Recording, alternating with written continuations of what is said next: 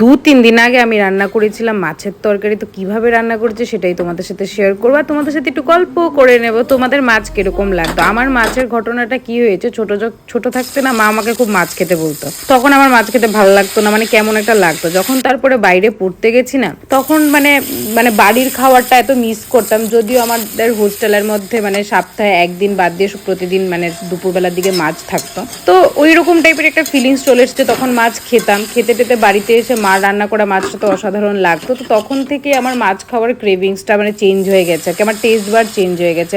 যে মেয়েটা মাছটা পছন্দ করতো না আগে, ইলিশ মাছ আর অন্য কোনো মাছ অত ভালো লাগতো না, সে মাছ এখন সব বড় মাছ ছোট মাছ সব মাছই খায়। তো তোমাদের সাথে গল্প করতে করতে আমিও কিন্তু আমার মাছ রান্নাটা করে নিয়েছি। তো কিভাবে করেছি সেটা তো একদম সিম্পল উপকরণ দিয়ে করেছি, যেরকম সবার বাড়িতে করে এরকম ভাবেই করা আছে। এটা কিন্তু মূলো আলু দিয়ে করেছিলাম মাছের তরকারি। এটা তো তোমাদের মাছ কিরকম ভাবে ভালো লাগে আমাকে একটু জানাও, কোনো স্টোরি থাকলে সেটাও জানাও। That's it, by.